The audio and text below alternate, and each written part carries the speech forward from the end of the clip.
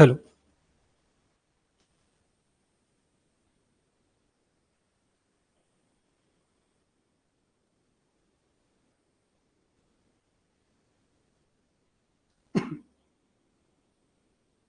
Hello. चलिए, सभी को राधे राधे, जय श्री कृष्णा। एक बार आप लोग मुझे कंफर्म कर देंगे वीडियो ऑडियो क्लियर है? चलो जी, कंफर्म करिए एक बार, वीडियो ऑडियो सब क्लियर है ना?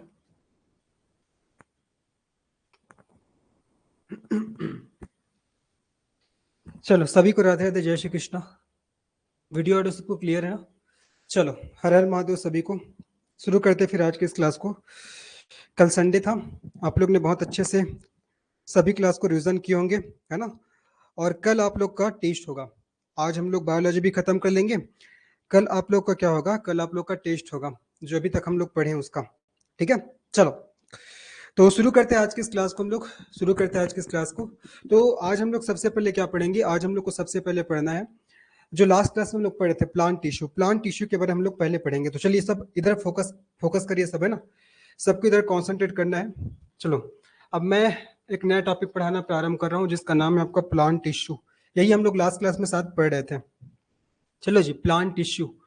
प्लांट टिश्यू, प्लांट टिश्यू, जिसको हिंदी में क्या कहा जाता है? प्लांट टिश्यू को हिंदी में क्या कहा जाता है? आपका पादप उत्तक। ठीक है, पादप, पादप उत्तक। इंग्लिश में क्या बोलते हैं इसको? Plant tissue. प्लांट टिश्यू के बारे में अभी हम लोग पढ़ना प्रारंभ करेंगे।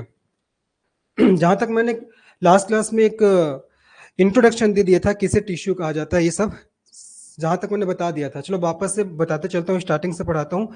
एकदम ध्यान से सुनिएगा, थोड़ा स्पीड चलूंगा, क्योंकि आज मैं प्लांट टिश्यू भी पढ़ाऊंगा, प्लांट न्यूट्रिशन भी पढ़ाऊंगा, और साथ ही साथ मैं कोशिश करूंगा आपका फोटोसिंथेसिस प्रोसेस भी हो जाए आज। ठीक है, थोड़ा समय लग सकता है, बस पेशेंस पूर्वक आप लोग को बढ़िया सुनते चलना है। ठीक है, चलिए। सबसे पहला चीज, तो अगर आपसे बोलता है भाई कोई टिश्यू क्या होता है, टिश्यू क्या होता है, मतलब उत्तक क्या होता है, उत्तक क्या होता है, तो आप बताओगे tissue is a group of cell. क्या बताओगे? Tissue, tissue, tissue is a group of cell. Tissue is a group, group of cell. अर्थात जो उत्तक होता है वो कोशिकाओं का समूह होता है। क्या बताना है आपको? सबसे पहले बताओगे उत्तक। उत्तक क्या होता है जी? कोशिकाओं का। उत्तक कोशिकाओं का क्या होता है? समूह होता है। उत्तक कोशिकाओं का समूह होता है, ये आपको ध्यान रखना है। ठीक है, आगे बात करते हैं। देखो, अगर आपका टिश्यू आपस से मिलते हैं, है ना? देखो, सबसे पहले तो सेल, जो आपका सेल है, सेल जब आपस से मिलते हैं तब किसका निर्माण होता है? टिश्यू का निर्माण होता है। जब टिश्यू आपस से मिलते हैं तो क्या बनते हैं? ऑर्गन्स बनते हैं। जब ऑर्गन आपस से मिलते हैं तो ऑर्गन सिस्टम बनते हैं। क्या बनते हैं? Organ system. ऑर्गन सिस्टम जब आपस से मिलते हैं तब किसका निर्माण होता है? फाइनली बॉडी का निर्माण होता है। ठीक है, तो मतलब देखा जाए तो कोशिकाओं के मिलने से, किसके मिलने से? कोशिकाओं के। कोशिकाओं के मिलने से क्या बनता है? उत्तक बनता है, टिश्यू बनेगा। उत्तकों के मिलने से क्या बनता है? ऑर्गन्स अर्थात अंग बनते हैं। अंगों के मिलने से क्या बनता है? अंग तंत्र बनता है। क्या बनता है जी? अंग तंत्र बनता है। और फाइनली अंग तंत्र से किसका निर्माण होता है? हमारे शरीर का निर्माण होता है। किसका? हमारे बॉडी का फॉर्मेशन होता है, शरीर का निर्माण होता है। यहाँ तक सब कुछ चीजें क्लियर हो गई होंगी। आगे बात करते हैं। अब देखो, हमारे टॉपिक का नाम है प्लांट टिश्यू। तो प्लांट टिश्यू किसे कहा जाएगा? प्लांट्स में जो टिश्यू पाए जाते हैं उसी को प्लांट टिश्यू कहा जाता है। मतलब पेड़ पौधे में जो उत्तक पाए जाते हैं ना, उसी को क्या कहा जाता है? उसी को आपका प्लांट उत्तक कहा जाता है, पादप उत्तक कहा जाता है। तो आपका प्लांट टिश्यू किसे कहा जाएगा? पेड़ पौधों में पेड़ पौधों में पाया जाने वाला, पेड़ पौधों में पाया जाने वाला उत्तक, पेड़ पौधों में पाया जाने वाला उत्तक क्या कहलाता है? आपका पादप उत्तक। पादप, पादप उत्तक कहलाता है ना? दैट मीन्स जो जितने जो आपका प्लांट्स होते हैं उसमें जो टिश्यूज पाए जाते हैं वही क्या कहलाते हैं? वही आपका प्लांट टिश्यूज कहलाते हैं। ठीक है, यहाँ तक सबको चीजें क्लियर होगी होंगी, है ना? मैंने बताया टिश्यू क्या होता है, तो tissue is a group of cell. जब आपका सेल आपस से मिलते हैं तब टिश्यू बनेगा, टिश्यू आपस से मिलते हैं तो ऑर्गन्स बनेंगे, ऑर्गन जब आपस में मिलेंगे तो ऑर्गन सिस्टम बनते हैं, ऑर्गन सिस्टम जब आपस से मिलते हैं तो हमारे बॉडी का निर्माण होता है।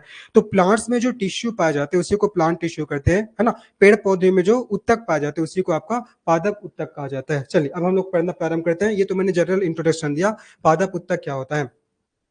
अब हम लोग आगे देखते हैं। ये जो आपका प्लांट टिश्यू होता है ये बेसिकली आपका दो प्रकार का होता है। अब यहाँ से पूरा क्वेश्चन शुरू हो जाता है। जो प्लांट टिश्यू होता है बेसिकली दो प्रकार का होता है। ठीक है, जो प्लांट टिश्यू होता है, प्लांट टिश्यू ये बेसिकली कितने प्रकार का? जब आपको दो प्रकार का होता है। पहला मैंने कल आपको बताया था, याद होगा, पहला मेरिस्मेटिक टिश्यू है ना, और दूसरा मैंने बताया था परमानेंट टिश्यू। याद आ रहा है जी? पहला मैंने बताया था मेरिस्टमैटिक, है ना, मेरिस्टमैटिक, मेरिस्टमैटिक टिश्यू मैंने बताया था आप लोग को। और दूसरा मैंने बताया था आप लोग को permanent tissue, permanent tissue, meristematic tissue और परमानेंट टिश्यू। अब देखते हैं इसको हिंदी में क्या कहते हैं। मैंने कल बताया था आप लोग को जो मेरिस्टेमेटिक टिश्यू है इसको किस नाम से जानते हैं, विभज्योतक उत्तक बोलते हैं ना। इसको हिंदी में क्या बोलते हैं जी, इसको हिंदी में विभज्योतक उत्तक कहते हैं। मैं लिख दे रहा हूँ, देखिएगा, है ना। इसको हिंदी में क्या कहते हैं, याद रखिएगा, इसको हिंदी में विभज्योतक, है ना, विभज्योतक उत्तक कहा जाता है, ये इसको याद रखना है, ठीक है। अगर आपको हिंदी वाले नाम अगर याद नहीं हो रहे तो इंग्लिश वाले नाम आप लोग याद कर लीजिएगा। आगे बात करते हैं परमानेंट टिश्यू, इसको हिंदी में क्या कहा जाएगा, इसको स्थायी उत्तक कहते हैं। क्या कहते हैं जिसको, स्थायी उत्तक कहा जाता है, इसको स्थायी उत्तक कहते हैं हिंदी में, ठीक है। तो जो प्लांट जो टिश्यू है बेसिकली दो प्रकार के होते हैं। एक होता है आपका मेरिस्टेमेटिक टिश्यू जिसको विभज्योतक उत्तक कहा जाता है, और दूसरा होता है आपका परमानेंट टिश्यू जिसको स्थायी उत्तक कहा जाता है, ठीक है। यहां तक सबको चीजें क्लियर हो गई होंगी। आगे बात करते हैं। अब आप सबके दिमाग में क्वेश्चन बन रहा होगा कि ठीक है सर, आपने बता दिया कि प्लांट टिश्यू बेसिकली दो प्रकार का होता है, एक आपका मेरिस्टेमेटिक और एक आपका परमानेंट। अब ये आपके दिमाग में क्वेश्चन आ रहा होगा कि सर ये मेरिस्टेमेटिक टिश्यू होता क्या है, परमानेंट टिश्यू होता क्या है। चलो इसी को हम लोग देखते हैं। तो देखते हैं भैया मेरिस्टेमेटिक टिश्यू क्या होता है। तो ऐसे उत्तक, ऐसे उत्तक, ऐसे उत्तक जिनकी कोशिकाओं में, ऐसे उत्तक जिनकी जिनकी कोशिकाओं में, ऐसे उत्तक जिनकी कोशिकाओं में अभी भी, जिनकी कोशिकाओं में अभी भी कोशिका विभाजन होता है ना, या हो रहा होता है ना, कोशिका विभाजन होता है। मैंने क्या बोला, मैंने बोला कि ऐसे उत्तक जिनकी कोशिकाओं में अभी भी कोशिका विभाजन होता है, ठीक है। अब बात करते हैं परमानेंट टिश्यू, तो इसमें कौन सा टिश्यू आएंगे, तो ऐसे उत्तक, ऐसे उत्तक, ऐसे उत्तक जिनकी कोशिकाओं में, जिनकी कोशिकाओं में, कोशिका मतलब सेल में, जिनकी कोशिकाओं में कोशिका विभाजन नहीं होता, जिनकी कोशिकाओं में कोशिका विभाजन मतलब सेल डिवीजन, कोशिका विभाजन नहीं होता नहीं होता। जो मेरिस्टेमेटिक टिश्यू होता है, मैंने उसमें बताया कि ऐसे टिश्यू जिनकी कोशिकाओं में अभी भी कोशिका विभाजन होता है। और जो परमानेंट टिश्यू, इसमें मैंने बताया कि ऐसे उत्तक जिनकी कोशिकाओं में अब कोशिका विभाजन नहीं होता है ना, अब कोशिका विभाजन नहीं होता, ये क्या कहलाएगा, ये आपका स्थायी उत्तक कहलाएगा। अब देखते हैं ये जो आपका मेरिस्टेमेटिक टिश्यू है इसका कार्य क्या क्या होता है। पहला चीज तो क्या करता है, ये आपका प्लांट का ग्रोथ कराने का काम करता है, प्लांट का ग्रोथ, ये क्या करता है, जो आपका प्लांट का ग्रोथ कराता है, ठीक है। साथ ही साथ उसका डेवलपमेंट भी कराता है, डेवलपमेंट, प्लांट का ग्रोथ कराता है, ग्रोथ के साथ साथ डेवलपमेंट भी कराता है, ये आपको ध्यान रखना है।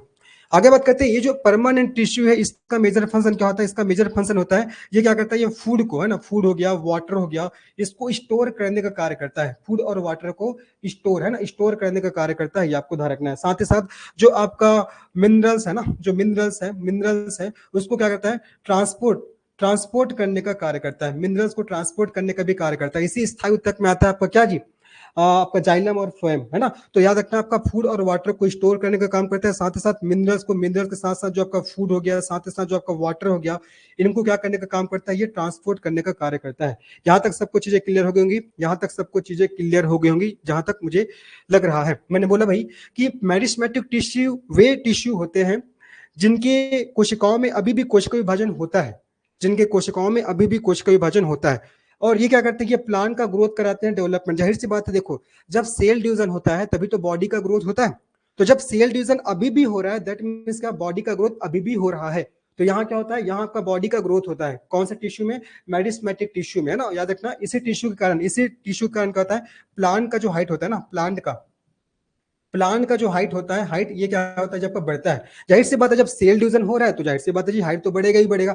मतलब ओवरऑल अगर ग्रोथ देखें, अगर ओवरऑल ग्रोथ देखें प्लांट का, तो कौन से टिश्यू के कारण होता है, तो आपको बताना है मेरिस्टेमेटिक टिश्यू। ये क्या करता है, ये आपका प्लांट का, ये प्लांट का क्या करता है जी, आपका ओवरऑल, प्लांट का ओवरऑल क्या करता है, ग्रोथ करता है, प्लांट का ओवरऑल ग्रोथ करता है, ये आपको याद रखना है। आगे सबको समझ में। जबकि परमानेंट टिश्यू ऐसी टिश्यू है जिनकी कोशिकाओं में अब कोशिका विभाजन नहीं हो रहा है। और देखो जब सेल डिवीजन नहीं होता तो बॉडी का ग्रोथ तो नहीं होता, है ना, लेकिन इनका कुछ कुछ फंक्शन भी है। ये आपका फूड को, वाटर को स्टोर करके रखता है, साथ ही साथ मिनरल्स हो गया, फूड हो गया, वाटर हो गया, है ना, इसको ट्रांसपोर्ट करने का भी कार्य करता है ना। ट्रांसपोर्ट कहां से कहां करेगा, जैसे कि बात करते हैं जाइलम उत्तक में पढ़ाऊंगा, इसमें आपका जाइलम आता है, फ्लोएम आता है। जाइलम क्या करता है जी, जाइलम क्या करता है, रूट से जो आपका वाटर होता है उसको कहां तक ले जाने का काम करता है, लीफ तक, पत्तों तक ले जाने का काम करता है। आप लोगों ने पढ़ा होगा जाइलम, है ना। फ्लोएम उत्तक आपने पढ़ा होगा, फ्लोएम उत्तक क्या करता है, वो जो फूड बना होता है, जो पत्तियों में, उसको वो पूरे पौधे के विभिन्न भागों तक पहुंचाने का काम करता है। मतलब ये कर क्या रहा है, ये जो आपका परमानेंट टिश्यू ये क्या कर रहा है, ये आपका जो फूड हो गया, मिनरल्स हो गया, जो वाटर हो गया, उसको ट्रांसपोर्ट करने का कार्य कर रहा है। बताओ यहाँ तक सब कुछ चीजें क्लियर होगी? जल्दी से कंफर्म करिए, यहाँ तक सब कुछ चीजें क्लियर हुई कि नहीं हुई? किसको मेरिस्टेमेटिक टिश्यू कहा जाएगा, किसको परमानेंट? कल के डेट में अगर आपसे क्वेश्चन पूछता है कि क्या परमानेंट टिश्यू में और ग्रोथ होता है, तो ग्रोथ नहीं होता, ध्यान रखना। ग्रोथ उसी में होगा, मतलब ग्रोथ वही करता है जिसमें सेल डिवीजन होगा। तो देखो मेरिस्टेमेटिक टिश्यू, इसमें सेल डिवीजन हो रहा है, तो जाहिर सी बात इसमें क्या होगा, ग्रोथ होगा। मतलब ये क्या करेगा, ये प्लांट का ग्रोथ करेगा, लेकिन ये प्लांट का ग्रोथ को नहीं करेगा। ये केवल ये जो मैंने फंक्शन बताया, यही फंक्शन काम, इसी फंक्शन पर काम करता है। आगे समझ में? यहाँ कोई सेल डिवीजन नहीं हो रहा है, तो ये प्लांट का ग्रोथ करने का काम नहीं करता। बस ये भैया वाटर हो गया, है ना, फूड हो गया, मिनरल्स हो गया, इसको ट्रांसपोर्ट करने का, साथ ही साथ उसको स्टोर करने का कार्य करता है। ये आपको याद रखना है। यहाँ तक सब कुछ चीजें क्लियर हो गई होंगी, है ना? चलिए आगे बढ़ते हैं। देखो तो प्लांट टिश्यू दो प्रकार के, मेरिस्टेमेटिक टिश्यू और इसके बाद मैंने बताया परमानेंट टिश्यू। अब हम लोग देखते हैं ये जो मेरिस्टेमेटिक टिश्यू, इसके भी अनेक प्रकार है। जो मेरिस्टेमेटिक टिश्यू, इसको भी आपका अनेक प्रकार है। कौन कौन से प्रकार है पढ़ाऊंगा, उसके बाद पढ़ाऊंगा परमानेंट टिश्यू, इसके भी प्रकार है जी, इसके भी आपका प्रकार है। थोड़ा टफ टॉपिक है, थोड़ा टफ टॉपिक है, लेकिन ये है डेफिनेटली, चीजें को बार बार आप रिवाइज करोगे तो हो भी जाएगा। वैसे बार बार मैं आप लोग को रिवाइज कराऊंगा ही कराऊंगा। चलो अब देखते हैं हम लोग मेरिस्टेमेटिक टिश्यू, है ना। एक आपको जनरल इंट्रोडक्शन मिल गया होगा, मेरिस्टेमेटिक टिश्यू क्या होता है और परमानेंट टिश्यू क्या होता है। तो अब हम लोग किसके बारे में पढ़ना प्रारंभ कर रहे हैं, आपका विभज्योतक उत्तक अर्थात मेरिस्टेमेटिक टिश्यू के बारे में हम लोग पढ़ना प्रारंभ कर रहे हैं। देखो जी, है ना, मेरिस्टेमेटिक मेरिस्टेमेटिक टिश्यू, इसके बारे में अभी हम लोग पढ़ना प्रारंभ करते हैं, जिसको हिंदी में विभज्योतक, है ना, विभज्योतक उत्तक के नाम से इसको जाना जाता है। चलो इसको पढ़ते हैं। अभी मैंने बताया इसमें इसके अंतर्गत, विभज्योतक उत्तक के अंतर्गत जो सेल आता है, उसमें अभी भी सेल डिवीजन होता है। अभी जो मैंने बताया, देखो ऐसे उत्तक जिनकी कोशिकाओं में अभी भी कोशिका विभाजन होता है, उसको क्या बोलते हैं, इसी को बोलते हैं आपका मेरिस्टेमेटिक टिश्यू। तो मैंने बता दिया है। अब देखते हैं ये जो आपका मेरिस्टेमेटिक टिश्यू होता है, इसके भी टाइप्स होते हैं, है ना, इसके भी प्रकार होते हैं। तो कौन कौन से इसके टाइप है, कौन कौन से इसके टाइप है, इसको हम लोग देखते हैं जी, है ना। जो मेरिस्टेमेटिक टिश्यू है, इसके कौन कौन से प्रकार है, इसके प्रकार को हम लोग देखते हैं। बहुत बहुत बहुत इंपॉर्टेंट है, बार बार यहाँ से क्वेश्चन पूछे गए हैं। देखो सबसे पहला प्रकार इसका याद रखना आप लोग को। सबसे पहला प्रकार हो जाएगा जब आपका एपिकल, ठीक है, एपिकल मेरिस्टेमेटिक टिश्यू, है ना, मेरिस्टेमेटिक टिश्यू, एपिकल आपका मेरिस्टेमेटिक टिश्यू हो जाएगा, ठीक है। एपिकल मेरिस्टेमेटिक टिश्यू पहला हो जाएगा, ठीक है। दूसरा आपका क्या हो जाएगा, आपका सिलियरी मेरिस्टेमेटिक टिश्यू हो जाएगा, ये आपका दूसरा हो जाएगा। और तीसरा आपका लैटरल मेरिस्टेमेटिक, है ना, मेरिस्टेमेटिक टिश्यू हो जाएगा। ये इसके आपका तीन प्रकार है, किसके, मेरिस्टेमेटिक टिश्यू के। पहला एपिकल मेरिस्टेमेटिक टिश्यू, दूसरा आपका सिलियरी मेरिस्टेमेटिक टिश्यू, और तीसरा आपका लैटरल मेरिस्टेमेटिक टिश्यू। हिंदी में भी मैं नाम बता दे रहा हूँ, है ना, हिंदी में भी मैं आप लोग को नाम बता रहा हूँ। चलो ये आपका एपिकल मेरिस्टेमेटिक टिश्यू हो गया, उसके बाद सिलियरी मेरिस्टेमेटिक टिश्यू हो गया, उसके बाद आपका लैटरल मेरिस्टेमेटिक टिश्यू हो जाएगा। वैसे देखा जाए तो इस टॉपिक को पढ़ाते नहीं जनरली, आप लोग देखा होगा ये सब टॉपिक को छोड़ देते हैं, लेकिन एग्जामिनर यहाँ से क्वेश्चन पूछते हैं, इसलिए मैं आप लोग को पढ़ा रहा हूँ जी, है ना। चलिए देखते हैं ये जो आपका एपिकल मेरिस्टेमेटिक टिश्यू है, इसको हिंदी में क्या बोलते हैं, इसको हिंदी में बोलते हैं शीर्ष विभज्योतक। इसको हिंदी में बोलते हैं शीर्ष विभज्योतक शीर्ष विभज्योतक उत्तक। क्या बोलते हैं इसको, शीर्ष विभज्योतक उत्तक। देखो हिंदी में नाम थोड़ा टफ तो लगेगा, लेकिन भैया आप लोग को याद करना है, ठीक है। पहले मैंने बताया आपका एपिकल मेरिस्टेमेटिक टिश्यू, जिसको शीर्ष विभज्योतक उत्तक कहा जाता है, और दूसरा मैंने बताया आपका सिलियरी मेरिस्टेमेटिक टिश्यू, ठीक है। इसको क्या बोलते हैं आपका हिंदी में, इसको बोलते हैं आपका अंतर्वेशी, है ना। देखो इसमें एक चीज और लिखना आपको, इंटरसिलियरी मेरिस्टेमेटिक टिश्यू, एग्जैक्ट इसका नाम है आपका इंटरसिलियरी मेरिस्टेमेटिक टिश्यू। इसका आपका हिंदी नाम हो जाएगा अंतर्वेशी आपका विभज्योतक अंतर्वेशी विभज्योतक उत्तक हो जाएगा। यार इसका नाम ही अजीब है ना, कई बार नाम लेने में दिक्कत हो जाता है। तीसरा आपको देखते हैं आपका लैटरल मेरिस्टेमेटिक टिश्यू, ठीक है। तो इसका हिंदी नाम क्या हो जाएगा आपका, पार्श्व विभज्योतक उत्तक, ठीक है, पार्श्व विभज्योतक उत्तक हो जाएगा। चलिए देखिए, हमने मेरिस्टेमेटिक टिश्यू के बारे में पढ़ना प्रारंभ किया है, हमने विभज्योतक टिश्यू के बारे में पढ़ना प्रारंभ किया। तो मैंने बताया ये जो आपका विभज्योतक जो टिश्यू होता है, ये आपका तीन प्रकार का होता है। कौन कौन सा, पहला आपका एपिकल मेरिस्टेमेटिक टिश्यू, जिसको शीर्ष विभज्योतक उत्तक कहा जाता है। दूसरा आपका इंटरसिलियरी मेरिस्टेमेटिक टिश्यू, जिसको अंतर्वेशी विभज्योतक कहा जाता है। और तीसरा आपका लैटरल मेरिस्टेमेटिक टिश्यू, जिसको पार्श्व विभज्योतक उत्तक कहा जाता है। तो ये मैंने बता दिया, इनके तीन प्रकार है, ठीक है। तो पूछेगा कि भैया जो एपिकल मेरिस्टेमेटिक टिश्यू किसके प्रकार है, तो आपको बताना है हाँ किसके प्रकार है, आपका मेरिस्टेमेटिक टिश्यू के प्रकार है। अब देखो ये करता क्या, इसका फंक्शन, इसके फंक्शन बहुत इंपॉर्टेंट है, यही से फंक्शन से क्वेश्चंस बनते हैं। देखो यहाँ पास है, इसका नाम है एपिकल मेरिस्टेमेटिक टिश्यू, अर्थात शीर्ष विभज्योतक ऊतक। अब ये करता क्या है पता है जी, ये आपका जो प्लांट के जो आपका शीर्ष है उसको बढ़ाने का काम करता है, ठीक है, प्लांट के शीर्ष को बढ़ाने का काम करता है। देखो ये करता क्या, जैसे कि देखो ये आपका एक प्लांट हो गया, ये आपका प्लांट हो गया, तो प्लांट का जो आपका पीक पॉइंट हो गया, शीर्ष पॉइंट हो गया, शीर्ष पॉइंट को क्या करता है, ये बढ़ाने का काम करता है। कहने का तात्पर्य ये आपका शीर्ष पॉइंट का ग्रोथ करता है, ताकि जो प्लांट है वो अधिक ऊंचाई तक जा सके, ताकि प्लांट है वो अधिक ऊंचाई तक जा सके। साथ ही साथ देखो, अगर मैं इस प्लांट के नीचे वाले पोर्शन की बात करता हूँ, तो नीचे वाला पोर्शन क्या आपका रूट है, रूट, तो ये आपका रूट को भी है ना, रूट को भी क्या करता है, बढ़ाता है। दैट मीन्स रूट का भी क्या करता है, आपका ग्रोथ करता है। मतलब कहा जाए तो क्या करेगा, ये जो आपका शीर्ष विभज्योतक ऊतक है, ये प्लांट के शीर्ष को क्या करता है, बढ़ाता है। साथ ही साथ जड़ है ना, जड़ों में भी वृद्धि करता है, जड़ों का भी क्या करता है, आपका ग्रोथ करता है। एक प्रकार से देखा जाए तो क्या करेगा, ये प्लांट की हाइट को बढ़ाने का कार्य करता है। क्या करता है जी, प्लांट की हाइट को बढ़ाने का काम करता है।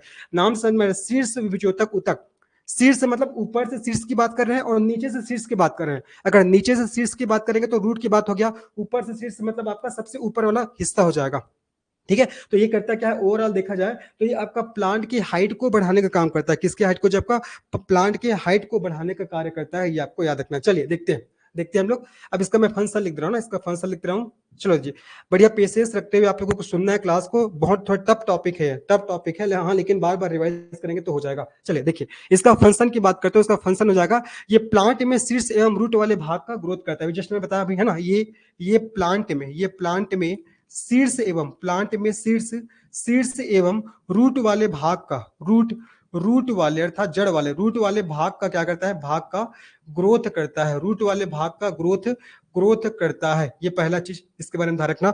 दूसरा चीज इसके बारे में और क्या मेजर फंक्शन है, ये प्लांट की हाइट को बढ़ाता है। मैंने बोला ना, जाहिर सी बात है, अगर शीर्ष को ग्रोथ कर रहा है तो हाइट तो ऑब्वियसली बढ़ेगा ही बढ़ेगा। तो क्या करता है, आपका प्लांट की हाइट को बढ़ाता है। ये प्लांट के हाइट को ना, प्लांट के हाइट को क्या करता है, बढ़ाता है। प्लांट के हाइट को बढ़ाता है। देखो तीसरा चीज, अब देखो, प्लांट को पानी वगैरह कहां से मिलता है, जड़ से मिलता है। प्लांट को पानी वगैरह कहां से मिलता है, जड़ से मिलता है। अब ये जो आपका एपिकल मेरिस्टेमेटिक टिश्यू है, ये आपका जड़ का भी ग्रोथ कर रहा है ना, रूट को भी क्या कर रहा है, रूट का भी ग्रोथ कर रहा है। तो जाहिर सी बात है, अगर देखा जाए तो भैया ये प्लांट का ओवरऑल ग्रोथ करता है। क्योंकि अगर रूट में ग्रोथ होगा तो रूट ही क्या करता है, रूट से ही आपका जल है वो पूरे पौधे के विभिन्न भागों तक पहुंचता है। तो देखा जाए तो ओवरऑल किसका ग्रोथ कर रहा है, आपका किसका, प्लांट का ग्रोथ कर रहा है। ठीक है, आगे सबको समझ में है ना। तो देखा जाए तो ये जो आपका एपिकल मेरिस्टेमेटिक टिश्यू क्या करता है, ये आपका ओवरऑल क्या करता है जी, प्लांट का ग्रोथ करता है। क्या करता है, जब ये ओवरऑल प्लांट का ग्रोथ करता है, ये आपको ध्यान रखना है। ठीक है, बताइए आया सबको समझ में, बताइए यहां तक आया सबको समझ में। ये क्या करता है, आपका ओवरऑल क्या करता है, जब आपका प्लांट का ग्रोथ करने का काम करता है, आपको याद रखना है। ठीक है, एक सेकंड आप लोग रुकिएगा।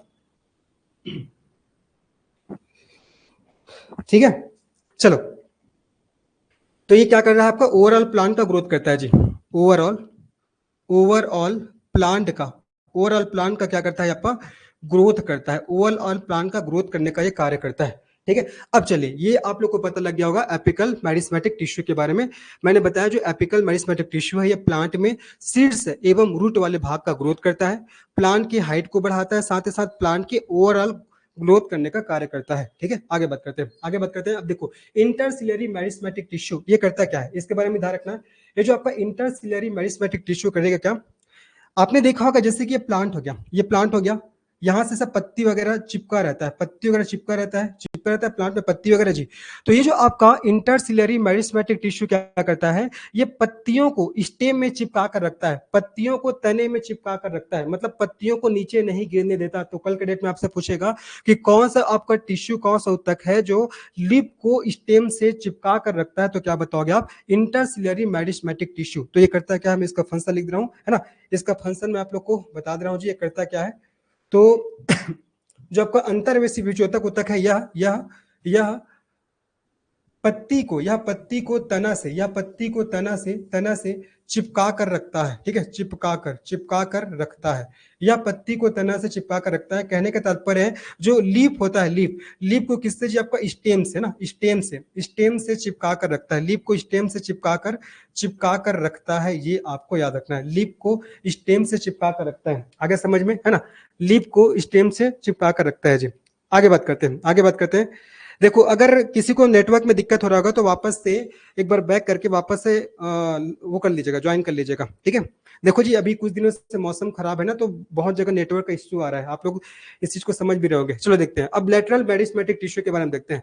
तो अगर पूछेगा अंतर्वेशी विभेजोतक ऊतक के बारे में पूछेगा तो बताओगे ये पत्ती को तना से चिपका कर रखता है, दैट मीन्स ये लीप को स्टेम से, है ना, मतलब स्टेम से क्या करता है, चिपका कर रखता है। अब बात करते हैं लैटरल मेरिस्टेमेटिक टिश्यू। तो ये क्या करता है, ये क्या करता है, तने की, ये तने तने की चौड़ाई, ये तने की चौड़ाई को, चौड़ाई को या तने को, है ना, तने को आपका वृत्त देने का काम करता है, या तने की चौड़ाई के लिए क्या होता है आपका, जिम्मेदार होता है। तने की चौड़ाई के लिए क्या होता है जो आपका जिम्मेदार होता है, जिम्मेदार होता है, ये आपको याद रखना है, ठीक है। देखो ये जो आपका लेटरल मेरिस्टेमेटिक टिश्यू होता है ना जी, ये कहाँ पाया जाता है, जैसे देखो डायग्राम में, जैसे कि देखो ये आपका स्टेम हो गया, ये क्या होगा आपका स्टेम हो गया, तना हो गया। तो तना के ना ये आपका नीचे वाले आपका भाग में पाया जाता है, नीचे वाले भाग में पाया जाता है। और यही क्या करता है, ये आपका तने की चौड़ाई के लिए क्या होता है आपका रिस्पॉन्सिबल होता है। देखोगे कई आपका तना क्या होता है आपका, बहुत ही उसका चौड़ाई बहुत ही कम होता है, कई का बहुत बड़ा होता है, बहुत ज्यादा उसका चौड़ाई होता है ना। तो इसके लिए रिस्पॉन्सिबल कौन सा आपका टिश्यू है, तो क्या बताओगे, लेटरल मेरिस्टेमेटिक टिश्यू। वापस से मैं आप लोग को रिवाइज करके बता दे रहा हूं मैंने क्या क्या चीजें आप लोग को बताया। सबसे पहले एपिकल मेरिस्टेमेटिक टिश्यू, जिसको शीर्ष विभेजोतक ऊतक कहा जाता है। ये करेगा क्या, ये प्लांट में शीर्ष एवं रूट वाले भाग का ग्रोथ करता है, पहला चीज। दूसरा चीज मैंने बताया ये प्लांट के हाइट को बढ़ाता है। तीसरा चीज मैंने बताया ये ओवरऑल प्लांट का ग्रोथ करता है। हो गया, आगे बात करते हैं। फिर मैंने आपको बताया जो अंतर्वेशी विभेजोतक ऊतक है ये पत्ती को तना से चिपका कर रखता है, मतलब लीफ को स्टेम से चिपका कर रखता है, ये आपको ध्यान रखना है। फिर मैंने आप लोग को बताया जो आपका लैटरल मेरिस्टेमेटिक टिश्यू होता है ये तने की चौड़ाई के लिए क्या होता है, जब आपका रिस्पॉन्सिबल होता है, ये आपको याद रखना है। तो ये मैंने बता दिया आपको मेरिस्टेमेटिक टिश्यू के बारे में, ठीक है, इंपॉर्टेंट है जी। या ऐसे बोल सकते हैं कि कौन से ऊतक के द्वारा तने को चौड़ाई प्रदान किया जाता है। मान लो कैसा क्वेश्चन पूछता है कि कौन से ऊतक के द्वारा तने को चौड़ाई प्रदान किया जाता है, तो क्या बताओगे, आपको बताना लेटरल मेरिस्टेमेटिक टिश्यू। तो यहां पर लिख रहा हूं इसके द्वारा ना, इसके द्वारा तने को चौड़ाई प्रदान किया जाता है, तने को चौड़ाई प्रदान, है ना, चौड़ाई प्रदान किया जाता है, तने को चौड़ाई प्रदान किया जाता है। या आपका हो जाएगा किसके बारे में, लेटरल मेरिस्टेमेटिक टिश्यू के बारे में। आशा कर रहा हूं यहां तक सबको चीजें क्लियर हो गई। वापस रिवाइज कर दे रहा हूं। देखो हमने देखा प्लांट टिश्यू बेसिकली दो प्रकार के हैं, पहला मेरिस्टेमेटिक टिश्यू और दूसरा परमानेंट टिश्यू।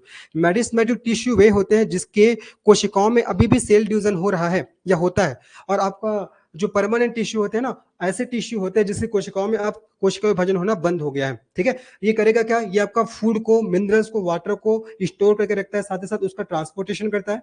जबकि ये क्या करेगा, ये आपका प्लांट का ग्रोथ करेगा, डेवलपमेंट करता है, क्योंकि इसमें सेल डिवीजन हो रहा है ना। फिर मैंने बताया ये प्लांट के हाइट के लिए रिस्पॉन्सिबल होता है। वही अभी मैंने बताया प्लांट की हाइट के लिए कौन सा आपका टिश्यू रिस्पॉन्सिबल होता है, तो आपका यही मेरिस्टेमेटिक टिश्यू के अंतर्गत एक टिश्यू आता है जिसका नाम क्या है आपका एपिकल मेरिस्टेमेटिक टिश्यू। यही कि आपका प्लांट के हाइट के लिए रिस्पॉन्सिबल होता है, साथ ही साथ रूट का भी क्या करता है, आपका ग्रोथ करता है। देखा जाए तो आपका ओवरऑल क्या कर रहा है, आपका ग्रोथ कर रहा है, कौन सा आपका एपिकल मेरिस्टेमेटिक टिश्यू। फिर मैंने बताया आपको इंटरसिलरी मेरिस्टेमेटिक टिश्यू, ये इसको हिंदी में अंतर्वेशी विभेजोतक ऊतक कहते हैं। ये पत्ती को तना से चिपका कर रखता है ताकि पत्ती तना से ना गिरे, है ना। देखो अगर पत्ती गिरेगा तो क्या क्या प्रॉब्लम होगा, अगर सपोज देखो अगर एक वृक्ष से पत्ती गिर जाती है, अगर एक वृक्ष से पत्ती गिरती है तो क्या क्या वृक्ष में प्रॉब्लम आएगी। देखिए जैसे कि आपका एक वृक्ष हो गया, है ना, वृक्ष हो गया, अगर वृक्ष से पत्ती गिर गया तो भैया आप लोग को पता है पत्ती में ही क्या पाया जाता है, आपका क्लोरोप्लास्ट, जिसको क्या बोलते हैं, हरित लवक कहा जाता है। और क्लोरोप्लास्ट को ही क्या बोलते हैं, प्लांट सेल का किचन कहा जाता है। तो भैया पत्तियों में ही क्या बनता है, भोजन बनता है ना, पत्तियों में ही तो आपका भोजन बनता है। तो भैया अगर पत्तियां गिर जाएंगी, है ना, पत्तियां गिर जाएंगी तो उस केस में क्या होगा, आपका भोजन पर्याप्त रूप से नहीं बन पाएगा। जब नहीं बनेगा तो क्या होगा, पर्याप्त रूप से भोजन मतलब भोजन है वो पौधे के सभी भागों तक नहीं पहुंच पाएगा।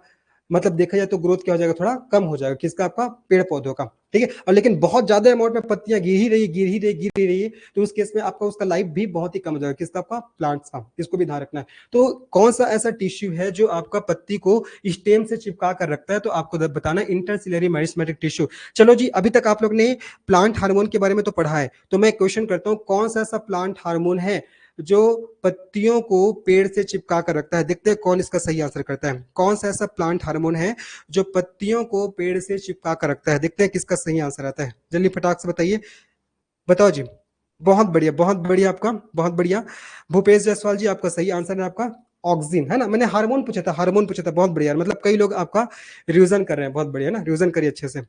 ऐसे अच्छा लगता है जब क्वेश्चन पूछो तो उसका आंसर आता है। तो चलो आगे बात करते हैं, है ना। तो मैंने आपको मेडिस्मेटिक टिश्यू के बारे में पढ़ा दिया। अब इसके बाद मैं पढ़ाता हूं आप लोग को परमानेंट टिश्यू के बारे में। किसके बारे में जी? आपका परमानेंट टिश्यू। तो जो परमानेंट टिश्यू के बारे में तो मैंने सिंपल डेफिनेशन बता दिए थे कि परमानेंट टिश्यू वे होते हैं जिनकी कोशिकाओं में कोशिका विभाजन अब नहीं होता है। अब इसके भी तो प्रकार है, मैंने आपको मेडिस्मेटिक टिश्यू के प्रकार पढ़ा दिए, अब मैं पढ़ाऊंगा आपको परमानेंट टिश्यू के प्रकार। एकदम चीजों को करेक्ट करते हुए चलिए, अदरवाइज बहुत दिक्कत हो जाएगा ना, क्योंकि थोड़ा टफ टॉपिक है जी, नाम ही अजीब अजीब है। चलो बाकी वैसे टफ नहीं है, बस नाम याद करना बस थोड़ा सा वो है, क्योंकि नाम ना इसका टफ टफ है, वही थोड़ा सा चैलेंजिंग वाला पार्ट हो जाता है नाम याद करना। बाकी तो चीजें सब टफ आपका सिंपल ही है। चलो देखते हैं, अब हम लोग देखते हैं आपका permanent tissue. Permanent permanent tissue के बारे में हम लोग पढ़ते हैं। परमानेंट टिश्यू को हिंदी में कहा जाता है आपका स्थायी उत्तक। क्या बोलते हैं इसको? स्थायी उत्तक कहा जाता है। परमानेंट टिश्यू को स्थायी उत्तक कहा जाता है। अब ये जो परमानेंट टिश्यू होता है ना भाई, ये भी आपका दो प्रकार का होता है। चीजों को याद करते चलिए, मेडिस्मेटिक टिश्यू 3 प्रकार का, लेकिन परमानेंट टिश्यू आपका 2 प्रकार। अब ये 2 प्रकार कौन कौन सा होता है, अभी मैं आपको नाम बता रहा हूँ, देखो, है ना। परमानेंट टिश्यू आपका 2 प्रकार का होता है। सबसे पहले सिंपल परमानेंट टिश्यू, देखो पहला मैं नाम लिख रहा हूँ, पहला नाम हो जाएगा आपका सिंपल। पहला होगा आपका simple permanent tissue, simple permanent, है ना, सिंपल परमानेंट टिश्यू। अरे हाँ, सिंपल परमानेंट टिश्यू अर्थात सरल सरल सरल स्थायी उत्तक, सरल स्थायी उत्तक, सिंपल परमानेंट टिश्यू सरल स्थायी उत्तक हो जाएगा। और दूसरा हो जाएगा जी आपका कॉम्प्लेक्स परमानेंट टिश्यू अर्थात जटिल स्थायी उत्तक। दूसरा क्या होगा आपका? कॉम्प्लेक्स। दूसरा होगा आपका कॉम्प्लेक्स परमानेंट टिश्यू, जिसको हिंदी में क्या कहा जाता है? इसको जटिल स्थायी उत्तक कहा जाता है। क्या कहा जाता है? जटिल स्थायी उत्तक कहा जाता है। याद हो गया? तो देखो, जो परमानेंट टिश्यू 2 प्रकार का, कौन कौन सा? Simple permanent tissue and then complex permanent tissue. But इससे पहले मैंने बताया था मेडिस्मेटिक टिश्यू 3 प्रकार का।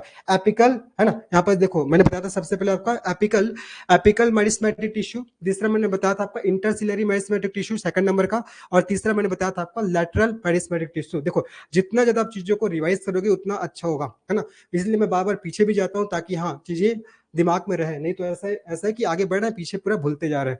चलो अब देखते हैं सिंपल परमानेंट टिश्यू क्या होता है और कॉम्प्लेक्स परमानेंट टिश्यू क्या होता है। नाम समझ में आ रहा है? इसको हिंदी में सरल स्थायी उत्तक कहते हैं और इसको आपको हिंदी में जटिल स्थायी उत्तक। अब देखो ये जो आपका सिंपल जो परमानेंट टिश्यू है इसके भी 3 प्रकार है। अब यहां से बार बार क्वेश्चन पूछे गए, कैसे क्वेश्चन है बता रहा हूं। देखो ये जो आपका सिंपल परमानेंट टिश्यू है इसके भी आपका 3 प्रकार है भाई, इसके भी आपका 3 प्रकार है ना। चलो देखिएगा, सबसे पहले आपको याद रखना है, सबसे पहला आपका पेरेनकाइमा, ठीक है, पेरेनकाइमा, इंग्लिश में भी यही नाम है, हिंदी में भी नाम है, आपको ध्यान रखना है, ठीक है। और दूसरा आपका कोलेनकाइमा, दूसरा कोलेनकाइमा, दूसरा कोलेनकाइमा, और तीसरा आपका स्क्लेरेनकाइमा, ठीक है। देखिए मैंने बताया आपका पेरेनकाइमा, कोलेनकाइमा और स्क्लेरेनकाइमा। जो सिंपल परमानेंट टिश्यू है ना इसके 3 प्रकार हैं, पेरेनकाइमा, कोलेनकाइमा और स्क्लेरेनकाइमा। याद रखिएगा, इंपॉर्टेंट है, फटाफट याद करते चलिए। क्या पूछेगा क्वेश्चन कि स्क्लेरेनकाइमा टिश्यू किस प्रकार का टिश्यू है, पूछ लेगा कॉम्प्लेक्स परमानेंट टिश्यू या आपका सिंपल परमानेंट टिश्यू। तो आपको बताना है भैया सिंपल परमानेंट टिश्यू। तो किसका कौन सा टिश्यू प्रकार है ये भी आपके एग्जाम के दृष्टिकोण से बहुत ही महत्वपूर्ण हो जाता है, ठीक है। चलो तो पेरेनकाइमा, इसको मैं पहले बॉक्स में आपका वो कर दे रहा हूँ जी, भर दे रहा हूँ ताकि अच्छा भी लगे, ठीक है। चलो तो आपका पेरेनकाइमा, कोलेनकाइमा और आपका स्क्लेरेनकाइमा, ये किसके प्रकार है? ये आपका सिंपल परमानेंट टिश्यू के प्रकार है, सरल स्थायी उत्तक के प्रकार है। बस अच्छे से चीजों को ध्यान से सुनते चलिए, लास्ट में और मैं एक बार रिवाइज करूंगा, डेफिनेटली याद हो जाएगा। आगे बात करते हैं, देखिए अब बारी बारी से हम लोग देखते हैं। पहले देखते हैं पेरेनकाइमा टिश्यू, इसका फंक्शन क्या होता है। तो इसका फंक्शन आप लोग को याद रखना है, ये करता क्या है? तो ये प्लांट में ना स्टोरेज का काम करता है ना, ये प्लांट में स्टोरेज का कार्य करता है, ये प्लांट में स्टोरेज का कार्य करता है, ध्यान रखना है। वैसे यार मैंने बताया था आप लोग को, जो परमानेंट टिश्यू होता है ना इसका मेजर फंक्शन ही क्या है? इसका मेजर फंक्शन ही क्या है? ये आपका प्लांट में फूड को, वाटर को, मिनरल्स को स्टोर करके रखता है। तो वही चीज तो मैंने लिखा भैया कि ये जो आपका पेरेनकाइमा उत्तक है ये क्या करता है? ये आपका स्टोरेज का कार्य करता है, ये आपको ध्यान रखना है। दूसरा चीज इसके बारे में आपको ध्यान रखना है, ये पहला चीज हो गया है ना। दूसरा चीज इसके बारे में आपको ध्यान में रखना है जी, देखो ये क्या करता है, किसको स्टोर करेगा पूछेगा तो आपको बताना है मिनरल्स भी हो सकता है, फूड भी हो सकता है, स्टार्च भी हो सकता है। मतलब भाई फूड के अंतर्गत क्या क्या आएगा? आपका स्टार्च आएगा। तो यहाँ पर लिख रहा हूँ स्टोर करके रखता है, तो किसको? फूड को, साथ ही साथ आपका किसको जी? आपका मिनरल्स को, साथ ही साथ आपका किसको? वाटर को स्टोर करके रखता है, ठीक है। आगे बात करते हैं, एक बहुत इंपॉर्टेंट तथ्य बता रहा हूँ, इस उत्तक में क्या होता है पता है जी? अंतर कोशिकीय स्थान ज्यादा पाया जाता है। तो एक क्वेश्चन आता है कि कौन से प्लांट टिश्यू में अंतर कोशिकीय स्थान ज्यादा पाया जाता है। बताता हूँ क्या होता है अंतर कोशिकीय स्थान, लेकिन ध्यान रखिएगा ये जो आपका पेरेनकाइमा उत्तक है इसमें अंतर कोशिकीय स्थान ज्यादा पाया जाता है। लिख रहा हूं देखो, इसमें अंतर इसमें अंतर कोशिकीय, इंटर सेलुलर स्पेस बोलते हैं इसको इंग्लिश में, अंतर कोशिकीय स्थान, अंतर कोशिकीय स्थान क्या है, इसमें ज्यादा पाया जाता है, ज्यादा पाया जाता है, इसमें अंतर कोशिकीय स्थान क्या होता है, जब आपका ज्यादा पाया जाता है, ये आपको याद रखना है। चलो इसको एक डायग्राम से आप लोग को बताता हूँ ताकि चीजें अच्छे समझ में आ जाए। ऊपर देखिए ना, ऊपर यहाँ पास मैं डायग्राम बना दे रहा हूँ, यहाँ पास मैं डायग्राम बना दे रहा हूँ, देखिए ठीक है। मतलब इसमें जो आपका जो ये है ना, देखो मैंने बोला कि अंतर कोशिकीय स्थान ज्यादा पाया जाता है, मतलब इसके अंदर जो सेल पाए जाएंगे, इसके अंदर जो सेल पाए जाएंगे है ना, तो इस सेल के बीच क्या होगा, थोड़ा स्थान ऐसे क्या होता है आपका ज्यादा होता है, स्थान क्या होता है जैसे ज्यादा होता है, मतलब गैप क्या होता है इसमें ज्यादा होता है, और गैप ज्यादा होने के कारण ये क्या होता है आपका मुलायम होता है, गैप ज्यादा होने के कारण ये क्या होता है आपका मुलायम होता है। तो ये भी क्वेश्चन पूछा जाता है कि ये जो आपका सिंपल परमानेंट टिश्यू है जिसके तीन प्रकार है, पेरियन काइमा, कोलियन काइमा और स्क्लेरन काइमा, इसमें सबसे मुलायम कौन सा होता है, सबसे सॉफ्टेस्ट कौन सा होता है, तो क्या बताओगे आप, बताओगे पेरियन काइमा। रीजन क्या है, इसमें अंतर कोशिकीय स्थान ज्यादा पाया जाता है, मतलब कोशिकाओं के बीच में जो आपका स्थान होता है वो क्या होता है इसमें ज्यादा पाया जाता है, इस जो आपका स्पेस है ना वो आपका ज्यादा पाया जाता है, इसलिए क्या होता है जब आपका मुलायम होता है। तो पूछेगा सिंपल परमानेंट टिश्यू में से कौन सा जो आपका टिश्यू है वो सबसे ज्यादा मुलायम होता है, तो क्या बताओगे, आपको बताना है जी आपका पेरेन काइमा टिश्यू, कौन सा टिश्यू आपका पेरेन काइमा टिश्यू, ये आपको ध्यान रखना है, ठीक है। चलो एक चीज और इसके बारे में क्वेश्चन आता है कि ये फ्लोटिंग में सहायता प्रदान करता है, मतलब तैरने में सहायता प्रदान करता है, ठीक है, ये क्या करता है, ये आपका तैरने में सहायता प्रदान करता है, याद रखना जो पेरेन इसी चीज का लिख रहा हूं ना यहाँ पास, ये क्या करता है आपका पेरेन काइमा, पेरेन काइमा, पेरेन काइमा जो उत्तक है, पेरेन काइमा उत्तक, ये आपका फ्लोटिंग में, फ्लोटिंग फ्लोटिंग अर्थात तैरने में, तैरने में सहायता प्रदान करता है। तो पूछेगा कौन सा उत्तक तैरने में सहायता प्रदान करता है, तो आपको याद रखना है जी यही आपका पेरेन काइमा उत्तक तैरने में सहायता प्रदान करता है। या ऐसे क्वेश्चन पूछता है कि कौन सा जो टिश्यू है वो जो आपका तैरने वाले प्लांट में ज्यादा पाया जाता है, अगर मान लो कि ऐसा क्वेश्चन पूछता है कि कौन सा टिश्यू तैरने वाले आपका प्लांट में ज्यादा पाया जाता है, तो क्या बताओगे, आपको बताना है पेरेन काइमा। तो ध्यान रखना है यह तैरने वाले, यह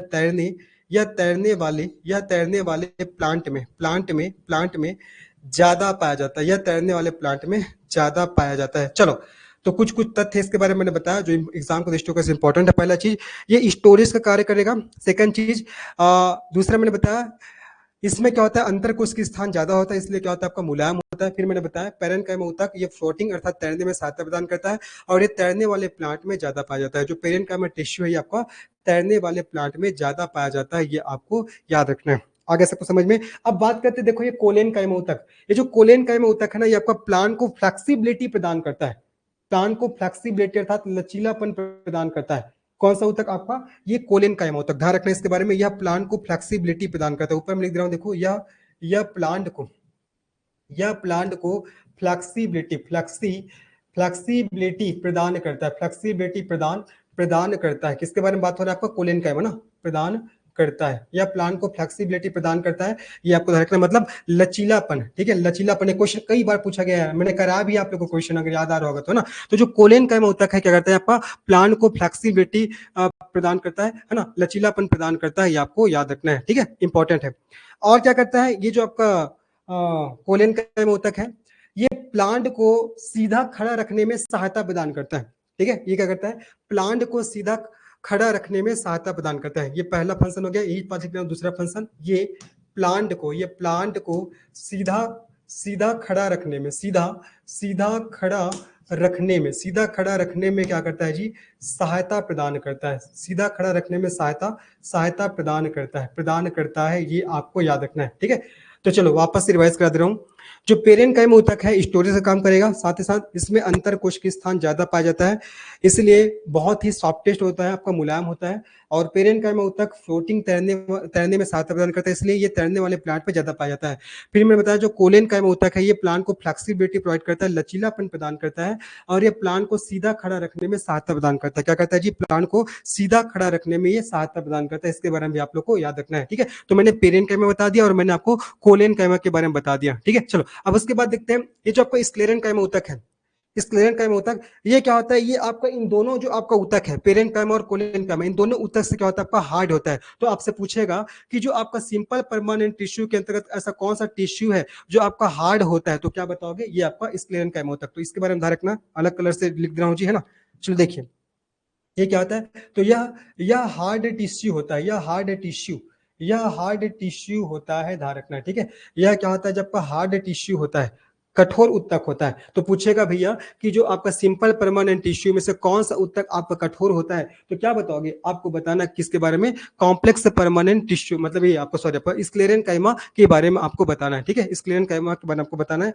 ये क्या होता है? आपका टिश्यू हार्ड होता है, साथ ही साथ ये करता क्या है, ये आपका प्लांट को प्रोटेक्शन प्रोवाइड करने का काम करता है। ठीक है, आप लोग देखा होगा जो प्लांट का जो बॉडी हार्ड होता है, देखे होगा ना, प्लांट का बॉडी हार्ड होता है, तो हार्ड होने के पीछे कौन सा टिश्यू रिस्पॉन्सिबल है? तो क्या बताओगे? आप बताओगे स्क्लेरेनकाइमा। तो सेकंड चीज इसके बारे में लिख रहा हूं, यह प्लांट को यह प्लांट को प्रोटेक्शन प्रोवाइड करने का कार्य करता है। यह प्लांट को प्रोटेक्शन प्रोवाइड करने का, यह प्लांट को प्रोटेक्शन प्रोवाइड करने का कार्य करता है, प्रोवाइड करने का कार्य करता है। ये आपको याद रखना है। तो वो सभी तथ्य जहां से एग्जाम में क्वेश्चन आते हैं, ये सब मैंने बता दिया। तो मैंने अभी किसके बारे में बताया? अभी आपको सिंपल परमानेंट टिश्यू के बारे में बताया है ना। मैंने अभी आपको सिंपल परमानेंट टिश्यू के बारे में बताया। इसके जो 3 प्रकार है ना, उसके बारे में मैंने आप लोग को बता दिया। इंपॉर्टेंट है जी, ठीक है।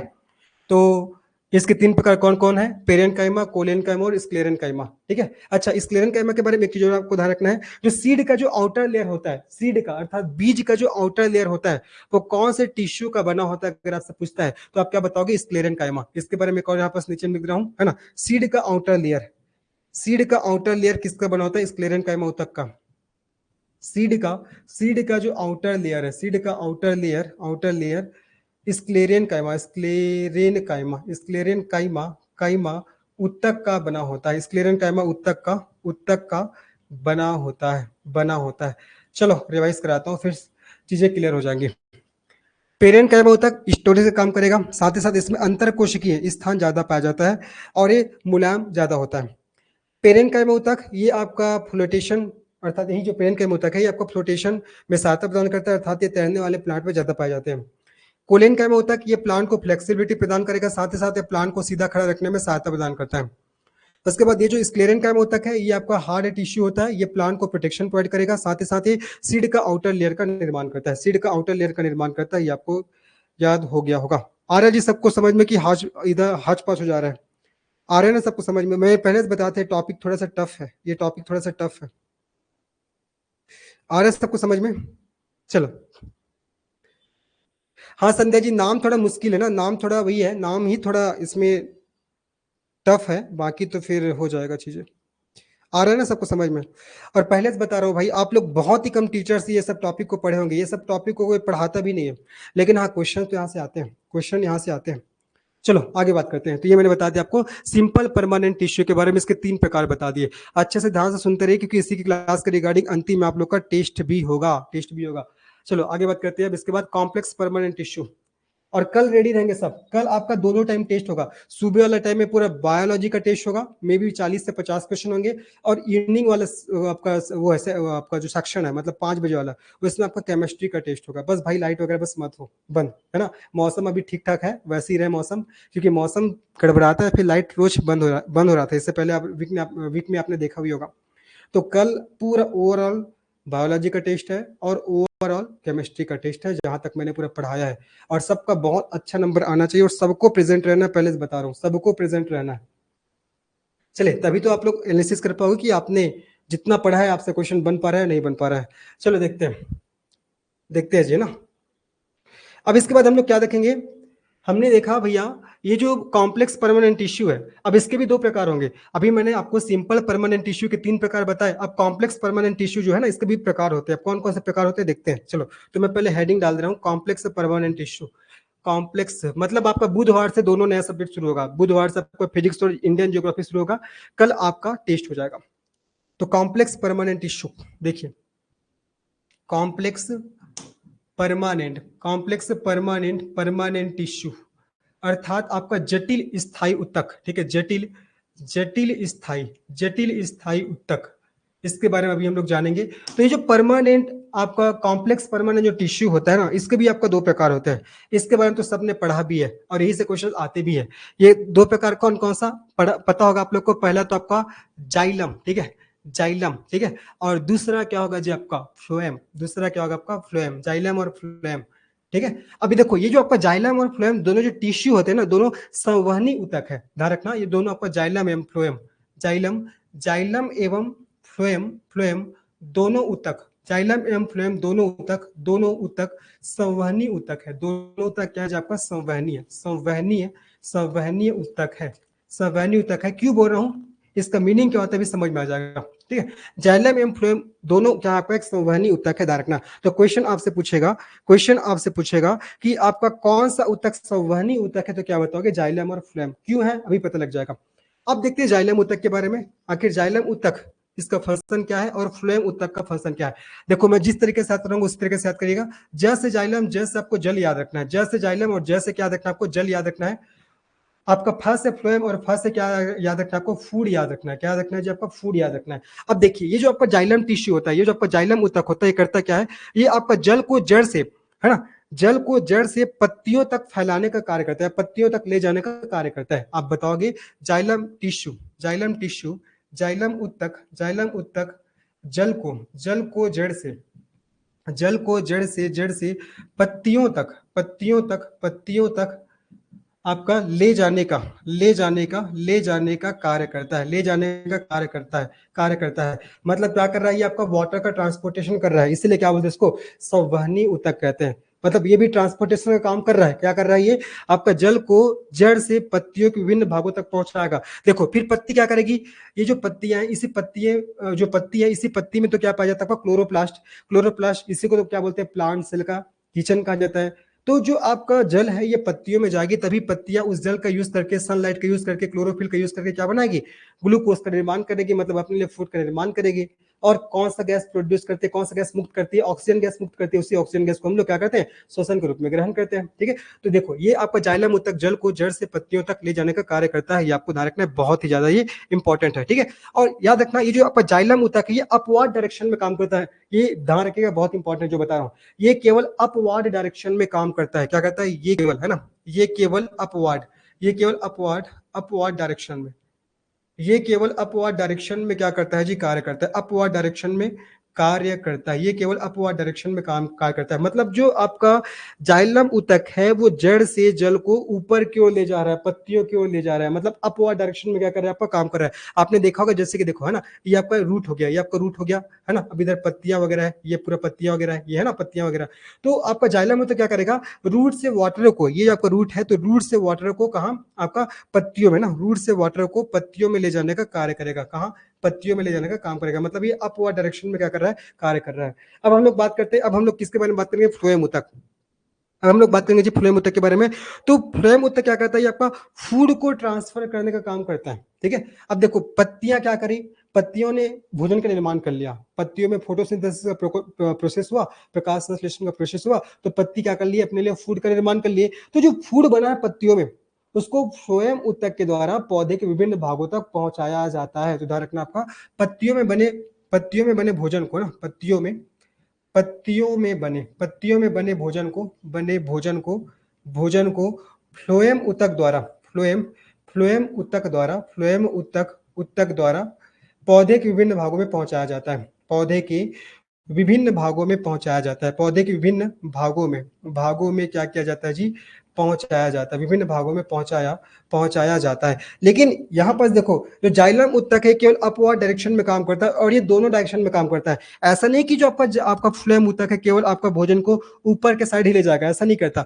जो पत्तियों में जो भोजन बनता है उसको ऊपर भी ले जाता है और नीचे भी लाता है, जड़ साइड भी लाता है। मतलब देखा जाए तो फ्लोएम ऊतक आपका बोथ डायरेक्शन में काम करता है, मतलब अपवर्ड भी और आपका डाउनवर्ड भी। तो ध्यान रखना, जो आपका फ्लोएम ऊतक है आपका अपवर्ड है, ये आपका अपवर्ड डायरेक्शन में भी काम करता है, साथ ही साथ आपका डाउनवर्ड डायरेक्शन में भी क्या करता है? जो आपका काम करता है, ये आपको याद रखना है ना। अपवर्ड और डाउनवर्ड दोनों डायरेक्शन में क्या करता है? कार्य करता है। तो आशा कर रहा हूं यहाँ तक आपको समझ में आ गया होगा। तो इस प्रकार से हमने जो प्लांट टिश्यू, इस टॉपिक को हमने कंप्लीट कर दिया। बताओ आप लोग को सबको समझ में आया प्लांट टिश्यू? है जी, मैंने सरल तरीके से आप लोगों को समझाने की कोशिश किया है। अगर आप बुक वगैरह से पढ़ोगे तो थोड़ा और आप लोगों को कॉम्प्लिकेटेड लगने लग जाएगा, लेकिन मैंने कोशिश किया है कि अच्छे से आप लोग को समझ में आ जाए, और उन्हीं सभी बिंदुओं पे मैंने फोकस किया है जहां से एग्जाम में क्वेश्चंस बनते हैं। बताइए, आगे सबको समझ में? आगे ना, चलो बहुत बढ़िया है। चलिए देखिए ना, तो स्टार्टिंग से देखो, वापस से टोटल सभी को तो नहीं बताऊंगा, पहले तो मैंने बताया आपको टिश्यू होता क्या है, फिर मैंने बताया टिश्यू के प्रकार, मेरिस्मेटिक और आपका परमानेंट। फिर मेरिस्मेटिक टिश्यू के भी 3 प्रकार मैंने बताया, कौन कौन सा, देखो आपका एपिटल मतलब एपिकल मेरिस्मेटिक, फिर इंटरसिलरी, फिर आपका लैटरल, है ना। इन तीनों के मैंने फंक्शन आपको बताया। फिर मैंने आप लोग को बताया जो परमानेंट टिश्यू, इसके भी आपको 2 प्रकार है, सिंपल परमानेंट और complex permanent. Simple permanent tissue के अगेन 3 प्रकार है, पेरेनकाइमा, कोलेनकाइमा और स्क्लेरेनकाइमा। और जबकि कॉम्प्लेक्स परमानेंट टिश्यू है ना, ये आपका इसके 2 प्रकार है, कौन कौन सा आपका, ये जाइलम और आपका फ्लोएम, जाइलम और आपका फ्लोएम हो जाएगा, है ना। जाइलम और फ्लोएम, इसको भी आपको ध्यान रखना है। इस प्रकार से आपका ये टिश्यू वाला टॉपिक खत्म होता है, ठीक है। इस प्रकार से आपका टिश्यू वाला टॉपिक क्या होता है, जब आपका खत्म होता है, ठीक है। चलो हो गया। चलो तो ये मैंने आपको बता दिया किसके बारे में, प्लांट टिश्यू के बारे में, किसके बारे में, प्लांट टिश्यू, ठीक है। और एक चीज और बता रहा हूँ आप लोग को, देखो इंटरेस्ट बेस पे नहीं पढ़ना है, पहले से बता रहा हूँ। बायोलॉजी में कई टॉपिक ऐसे हैं जिसको हम लोग को लगता है कि हमको जानना चाहिए, लेकिन यार एक चीज ध्यान रखो, एग्जाम में जो सिलेबस उसके हिसाब से पढ़िए, वो ज्यादा इंपॉर्टेंट है। अभी आपको एग्जाम निकलने उसके लिए पढ़ना है, उसके बाद अगर एग्जाम निकल गया तो कोई टॉपिक पे आप पीएचडी भी कर सकते हो, आपके ऊपर है ना। तो पहले एग्जाम रिलेवेंट पढ़िए। लोग ऐसे करते हैं कि हाँ कोई चीज अच्छा लग रहा है, कोई चीज मजा आ रहा है, कोई टॉपिक मजा आ रहा है और उस पर डीप जाते हैं। भाई डीप जाने का मतलब ही क्या है, जहां से क्वेश्चन है उसको कंप्लीट करिए, हो गया खत्म, है ना। तो ये चीज भी आपको पता होना चाहिए कि क्या पढ़ना है क्या नहीं पढ़ना है, ठीक है। चलो ठीक है, हो गया हमारा। अब आगे बढ़ते हैं, ये तो मैंने बता दिया आप लोग को। अब उसके बाद हम लोग पढ़ते हैं प्लांट न्यूट्रिशन, पादपों में पोषण, है ना। एक और छोटा सा टॉपिक उसको भी खत्म करवा देता हूँ, फिर इवनिंग वाले क्लास में हम लोग पढ़ लेंगे आपका प्लांट में जो रिप्रोडक्शन होता है, उसको हम लोग इवनिंग वाले क्लास में पढ़ लेंगे, ठीक है। फिर आपको हो जाएगा।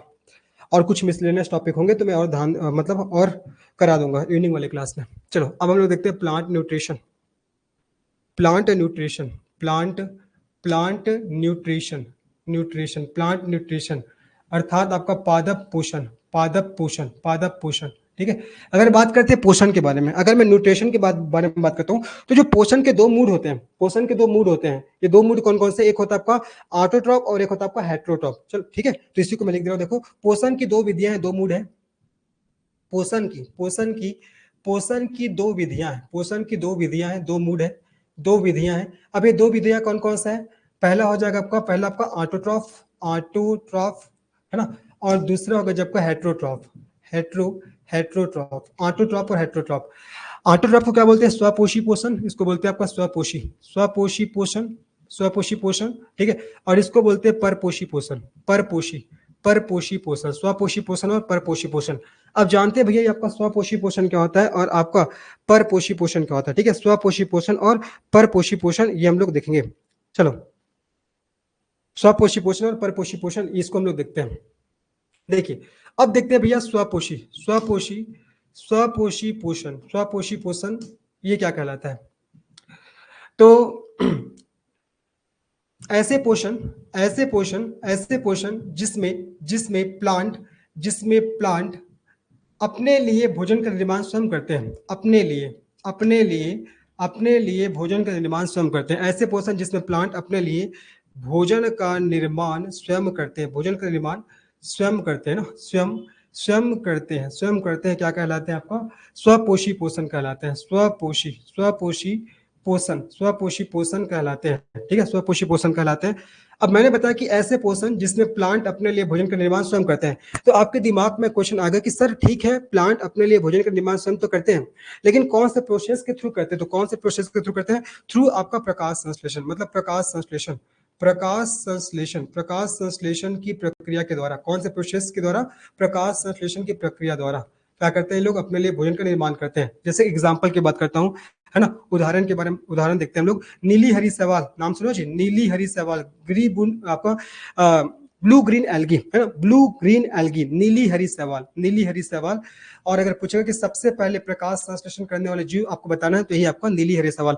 और जितना जो आपका ऑल जो ग्रीन प्लांट्स है, ठीक है, ऑल जो ग्रीन प्लांट्स है, ऑल ग्रीन प्लांट्स, ये सब किस में आते हैं, ये सब किस में आते हैं जी आपका, ये सब आ जाता है आपका किसमें, स्वपोषी पोषण, मतलब ये सब स्वपोषी पोषण करते हैं, आपको ध्यान रखना है ना।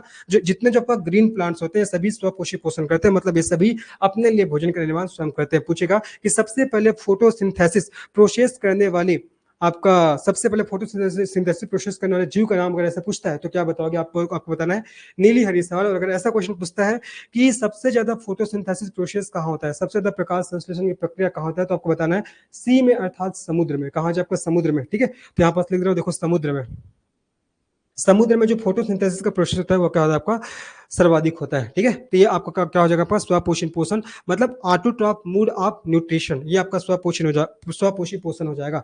मतलब ऐसे पोषण जिसमें प्लांट अपने लिए भोजन का निर्माण स्वयं करेंगे। कौन से प्रोसेस के द्वारा? Duty process of photosynthesis process. चलो आगे बात करते हैं। ये मैंने बता दिया किसके बारे में आपको, स्वपोषी पोषण। अब बात करते हैं परपोषी पोषण। परपोषी पोषण क्या होता है? नाम से समझ में आ रहा है, परपोषी, ठीक है। परपोषी पोषण तो ऐसे प्लांट या पोषण की ऐसी विधियां जिसमें प्लांट अपने भोजन के लिए दूसरे पर डिपेंडेंट होते हैं। सीधा से इसको हम लोग ऐसे लिख सकते हैं, देखो, परपोषी पोषण। तो पोषण की वह विधि जिसपे प्लांट अपने भोजन के लिए दूसरों पर डिपेंडेंट होते हैं। तो पोषण की वह विधि, पोषण की वह विधि जिसमें प्लांट अपने भोजन के लिए, अपने भोजन के लिए दूसरों पर निर्भर होते हैं, ठीक है। दूसरों पर क्या होते हैं जी आपका, निर्भर होते हैं। अपने भोजन के लिए दूसरों पर निर्भर होते हैं। ये क्या कहलाता है? यही आपका परपोषी पोषण कहलाएंगे, है ना। तो प्लांट के केस में क्या होगा? तो ऐसे प्लांट जो अपने भोजन के लिए दूसरों पर क्या होंगे, आपको डिपेंडेंट होंगे, आपका परपोषी पोषण कहलाते हैं। ये आपको याद रखना है, ठीक है। आगे बात करते हैं। अब देखते हैं ये जो आपका परपोषी पोषण है ना, इसके भी कुछ कुछ टाइप्स है, जहां से क्वेश्चन आते हैं। क्या क्वेश्चन आते हैं बताऊंगा। ये जो आपका परपोषी पोषण है इसके भी कुछ कुछ टाइप्स है, ठीक है। ये जो आपका परपोषी पोषण है इसके भी कुछ कुछ प्रकार है। बताओ चीजें यहां तक आप लोग को समझ में आई? एक बार कंफर्म करिए, यहां तक आप लोग को चीजें समझ में आई कि नहीं आई? बताओ जी, बताइए। आपने सुना होगा परजीवी पोषण, आपने सुना होगा मृतोपजीवी पोषण, आपने सुना होगा सहजीवी पोषण। तो ये सब किस में आ जाते हैं? ये सब आपका किस में आते हैं?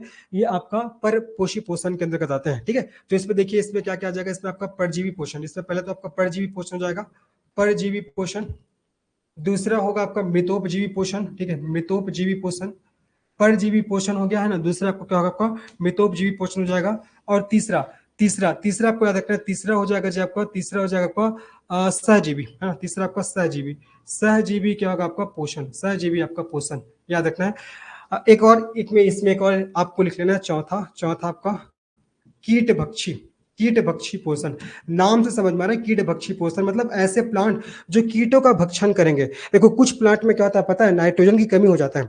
कुछ प्लांट में नाइट्रोजन की कमी होता है, तो जो प्लांट है अपने नाइट्रोजन की कमी को पूरा करने के लिए क्या करते हैं? कीड़ों को खा जाते हैं, तो ऐसे प्लांट को कीटभक्षी आपका प्लांट कहा जाता है, ठीक है। चलिए इन सब के बारे में जानते हैं। तो चलो इसी को सबसे पहले देख लेते हैं कीटभक्षी पोषण में। तो इसमें कुछ प्लांट नाइट्रोजन की पूर्ति हेतु, कीड़ों, है ना, कीड़ों को खा जाते हैं, कीड़ों को खा जाते हैं। और इसी को क्या बोला जाता है? इसी को बोला जाता है आपका कीटभक्षी पोषण, है ना। इसी को आपका कीटभक्षी पोषण के नाम से इसको जाना जाता है, ठीक है। जैसे कि एग्जाम्पल की बात करते हैं हम लोग, एग्जाम्पल आपका आपने सुना होगा पीचर प्लांट, ड्रोसेरा। आपने दो नाम तो सुना होगा। पहला होगा जब आपका पहला पीचर प्लांट, याद रखना। और दूसरा आपका ड्रोसेरा। तो पूछेगा पीचर प्लांट और ड्रोसेरा ये किस प्रकार के आपका प्लांट है ना। मतलब ये किस प्रकार के आपका प्लांट है, जो किस प्रकार के प्लांट पोषण करते हैं, आपसे पूछेगा। पीचर प्लांट और आपका ड्रोसेरा ये किस प्रकार का प्लांट पोषण करते हैं? तो क्या बताओगे? कीड़भक्षी पोषण। मतलब ये करते हैं कीड़े मकोड़ों को सीधा खा जाते हैं, है ना। अब बात करते हैं परजीवी, है ना। अब हम लोग बात करते हैं परजीवी पोषण। तो परजीवी पोषण किसे कहा जाएगा बताइए? तो ऐसा कोई प्लांट जो अपना भोजन दूसरे प्लांट से प्राप्त करेगा, है ना। लेकिन उस केस में क्या होता है, जो दूसरा प्लांट है वो आपका जीवित होना चाहिए। मैंने क्या बोला? ऐसा कोई प्लांट जो अपने भोजन को दूसरे प्लांट से प्राप्त कर रहा है या दूसरे एनिमल से प्राप्त कर रहा है, लेकिन जो दूसरा प्लांट है, जो एनिमल है, वो क्या होना चाहिए? जीवित होना चाहिए। तब उसे क्या बोलते हैं? उसको बोलते हैं परजीवी पोषण, ठीक है। याद रखना, इसमें लिख दे रहा हूं, देखो, ऐसा पोषण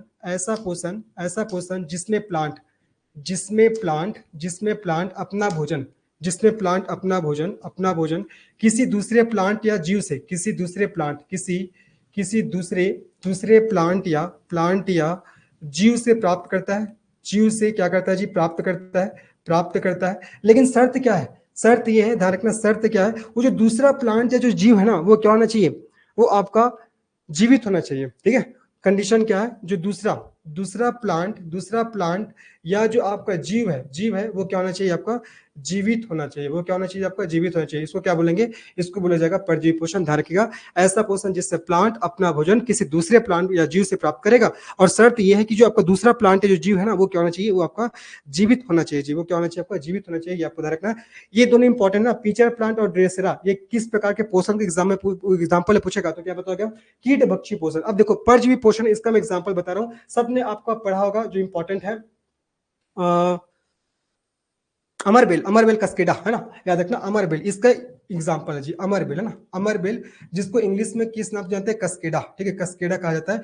कई बार यहाँ से क्वेश्चन पूछा गया है कि अमरबेल ये किस प्रकार का पोषण करता है, तो अमरबेल आपका परजीवी पोषण करता है, मतलब ये परजीवी पोषण का एग्जाम्पल है, ठीक है। ये क्वेश्चन इंपॉर्टेंट है, ये यही एग्जाम्पल सब क्वेश्चन आते हैं, पूछेगा कि पिचर प्लांट ड्रोसेरा में किस प्रकार का पोषण होता है ना, अमरबेल में किस प्रकार का पोषण होता है, पूछेगा कि अमरबेल कौन से पोषण का एग्जाम्पल है, इस प्रकार से पूछेगा, है ना।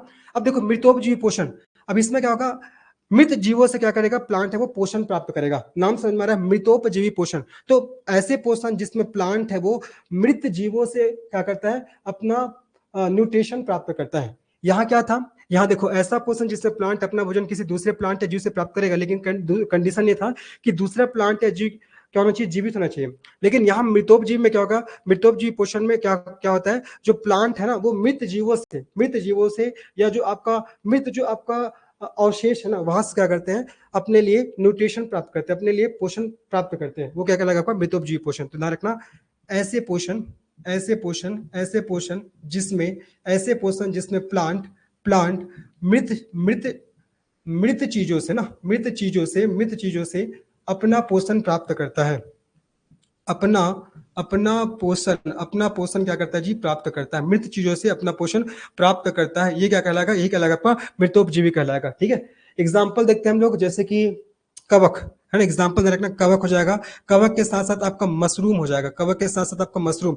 ये मशरूम को ध्यान रखना, कई बार पूछा गया कि मशरूम किसके अंतर्गत आता है, तो मशरूम किसके अंतर्गत आता है जी, आपका मृत आपका मृतोपजीवी पोषण के अंतर्गत आता है, किसके अंतर्गत आपका मृतोपजीवी पोषण। तो क्या क्या बताया आपका, कवक बता दिया, मशरूम बता दिया, एक आध और एग्जाम्पल यार जो इंपॉर्टेंट है, एक और एग्जाम्पल ना, खमीर, खमीर याद रखना, तीसरा आपका रखना है खमीर।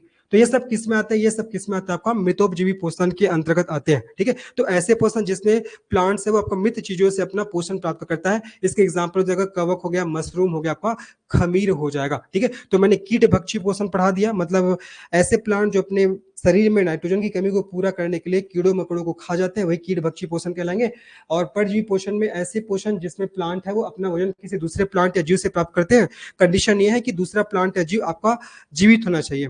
फिर मैंने बताया आपका तीसरा आपका मृतोपजीवी पोषण, तो ऐसे पोषण जिसमें प्लांट है वो मृत चीजों से है ना, मृत चीजों से अपना पोषण प्राप्त करते हैं। एग्जाम्पल मैंने बताया, क्या बताया आपको, देखो कवक हो गया, मशरूम हो गया और आपका खमीर हो गया, ठीक है। अब अंतिम क्या बचता है, देखो अंतिम बचता आपका सहजीवी है ना, अंतिम बचता आपका सहजीवी, सहजीवी को भी हम लोग कंप्लीट कर देते हैं जी। अंतिम क्या बचता है आपका सहजीवी पोषण है ना, सहजीवी पोषण क्या होता है इसको भी हम लोग देख लेते हैं, ठीक है, इंपॉर्टेंट है।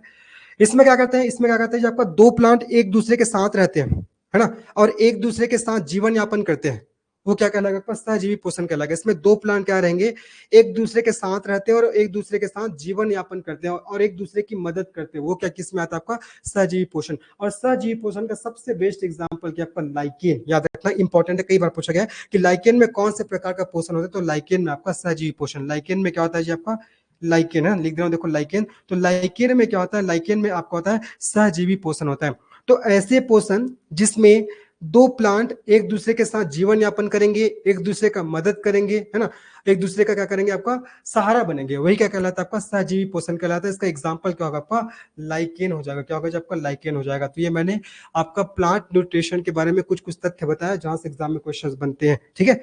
देखो तो कुछ एग्जांपल इंपॉर्टेंट है, कीड़े भक्षी का जैसे पीचर प्लांट हो गया, ड्रोसेरा हो गया, परजीवी पोषण का अमरबेल हो गया, मृतोपजीवी पोषण में जैसे मैंने बताया कवक मशरूम खमीर हो जाएगा, सहजीवी पोषण के अंतर्गत आ जाता है आपका लाइकेन, सहजीवी के अंतर्गत क्या आ जाएगा आपका लाइकेन आ जाएगा, क्या आएगा आपका लाइकेन आ जाएगा, ठीक है। आशा कर रहा हूँ यहाँ तक आप सबको समझ में आ गया होगा। बताइए आया सबको समझ में आ गया, आया जी। सहजीवी में दो जीव साथ साथ रहेंगे, अगर जीव की बात करते तो यहाँ तो हम लोग प्लांट न्यूट्रिशन देख रहे थे, दो प्लांट साथ साथ रहते हैं किसमें आपका सहजीवी पोषण में, दोनों साथ साथ जीवन यापन करते हैं, एक दूसरे का सहारा बनते हैं, एक दूसरे का मदद करते हैं, एक दूसरे से भोजन भी प्राप्त करते हैं। चलो बढ़िया, ठीक है, यहाँ तक सबको समझ में आ गया। तो ये मैंने बता दिया किसके बारे में आपको। इससे पहले मैंने प्लांट टिश्यू पढ़ाया, फिर मैंने भी आप लोग को प्लांट न्यूट्रिशन के बारे में बताया, जहां से क्वेश्चंस आते हैं। अब इसके बाद एक चीज और देख लेते हैं, जस्ट 5 से 10 मिनट क्लास और लूंगा, फिर खत्म। 5 से 10 मिनट क्लास और फिर खत्म भाई, है ना। 5 से 10 मिनट का क्लास, बहुत बढ़िया, बहुत बढ़िया जी। आपका विमला वर्मा जी, है ना। लाइकेन में क्या कह रहा था आपका, वही आपका सहवाल और कवक रहता है, ठीक है। लाइकेन बोलेंगे तो इसमें सहवाल और कवक दोनों आ जाते हैं, ठीक है। चाहे लाइकेन बोलो या सहवाल या कवक बोलो, वही बात हो रहा है। बहुत बढ़िया विमला जी, बहुत बढ़िया। चलो अब आगे बात करते हैं ना, आगे बात करते हैं। ये हमारा होगा किसके बारे में, हमने पढ़ लिया प्लांट न्यूट्रिशन। अब हम लोग पढ़ते हैं, 10 मिनट का क्लास हो रहा है, खत्म हो जाएगा, फोटोसिंथेसिस प्रोसेस, प्रकाश संश्लेषण, ठीक है। प्रकाश संश्लेषण ऐसा करते हैं जी, ये जो टॉपिक है फोटोसिंथेसिस, ऐसे करते हैं इसको, इवनिंग वाले क्लास में कर लेंगे। तो प्लांट रिप्रोडक्शन और फोटोसिंथेसिस, ये दोनों को हम लोग इवनिंग वाले क्लास में कंप्लीट कर लेंगे। 5 बजे जो क्लास होता है उसमें हम लोग कंप्लीट कर लेंगे, ठीक है। तो चलिए कुछ क्वेश्चन आप लोग से मैं पूछ लेता हूँ, है ना, कुछ क्वेश्चन मैं आप लोग से पूछ लेता हूँ, चलो। अच्छा, आप लोगों ने सुना होगा राइजोबियम, राइजोबियम बैक्टीरिया आपने पूछा होगा, आपने सुना होगा, ठीक है।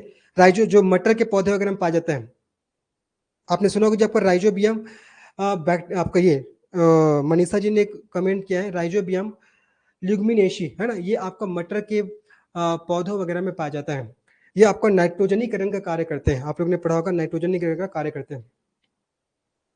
चलो अब ऐसे करते हैं, अभी कुछ टेस्ट कर लेते हैं कुछ क्वेश्चंस का, है ना। उसके बाद इवनिंग में हम लोग पढ़ लेंगे, इवनिंग में हम लोग पढ़ लेंगे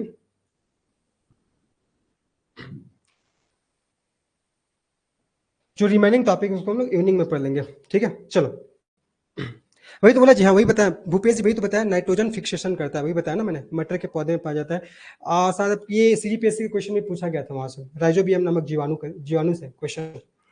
चलो पहला क्वेश्चन का आंसर करेगा सब। आप कॉपी वगैरह बंद करिए, सब कॉपी वगैरह बंद करिए, फटाफट कॉपी वगैरह बंद करिए। चलो कॉपी वगैरह बंद कर दिए।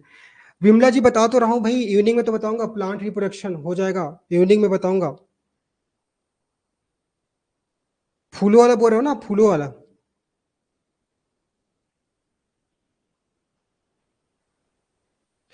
फूलों का भाग इवनिंग वाले में बता दूंगा, टेंशन मत लीजिए भाई। चलो ठीक है, एक ही क्लास में कैसे सब चीज पढ़ लोगे बताओ।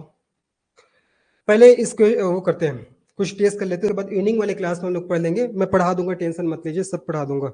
बस अभी जो बोला जा रहा है उसको फॉलो करिए। चलो पहला क्वेश्चन, पहला क्वेश्चन का आप लोग को आंसर करना है। बताना है आप लोग को, ड्रोसेरा, ड्रोसेरा किस प्रकार का, किस प्रकार का, किस प्रकार का पोषण का एग्जाम्पल है, पोषण का उदाहरण है, पोषण का उदाहरण है। ड्रोसेरा किस प्रकार के पोषण का उदाहरण है, पहला क्वेश्चन। दूसरा क्वेश्चन आपको बताना है, दूसरा क्वेश्चन, कौन सा, कौन सा प्लांट टिश्यू, कौन सा प्लांट टिश्यू टिश्यू पौधे को फ्लेक्सिबिलिटी प्रदान करता है, फ्लेक्सिबिलिटी, फ्लेक्सिबिलिटी प्रदान करता है, दूसरा प्रश्न है। तीसरा प्रश्न का आप लोग को आंसर करना है ना, दो क्वेश्चन तो हो गया। तीसरा क्वेश्चन का आप लोग को आंसर करना है, तीसरा क्वेश्चन, कौन सा, कौन सा प्लांट टिश्यू, कौन सा प्लांट टिश्यू, कौन सा प्लांट टिश्यू अपवर्ड डाउनवर्ड, ठीक है, अपवर्ड और डाउनवर्ड, डाउनवर्ड दोनों डायरेक्शन में काम करता है, तीसरा हो गया। चौथा क्वेश्चन, चौथा क्वेश्चन का आंसर करना है आप लोग को, आंसर करना है, आप लोग बताओगे खमीर, खमीर कौन से पोषण का एग्जाम्पल है, खमीर कौन से पोषण का एग्जाम्पल है, पोषण का एग्जाम्पल है। ये आपका चौथा प्रश्न। पांचवा प्रश्न का आप लोग को आंसर करना है, आंसर करेंगे kitchen, kitchen of plant cell, kitchen of plant cell, kitchen of plant cell किसे कहा जाता है, किसे कहा जाता है, किचन ऑफ प्लांट सेल किसे कहा जाता है, किचन ऑफ प्लांट सेल किसे कहा जाता है, ये आपका हो जाएगा पांचवा। छठवा, यहां आंसर मत करिए ना, यहां आंसर आप लोग को नहीं करना है।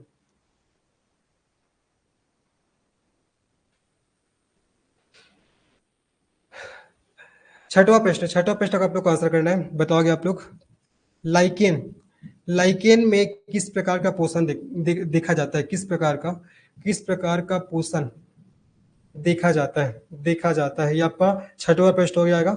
सातवां प्रश्न का आप लोग को आंसर करना है, सातवां और अंतिम प्रश्न, सातवां प्रश्न का आप लोग को आंसर करना है जी, हो गया यहाँ तक, है ना। सातवां क्वेश्चन का आप लोग को आंसर करना है,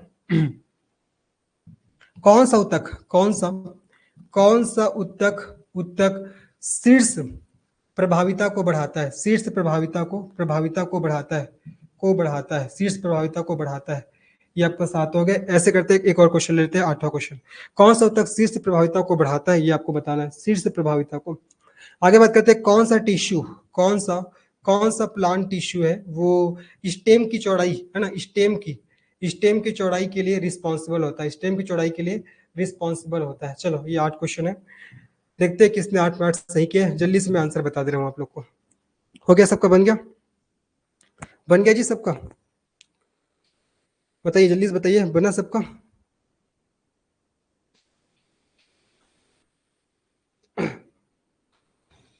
चलो मैं आंसर बता रहा हूँ, आंसर बता रहा हूँ।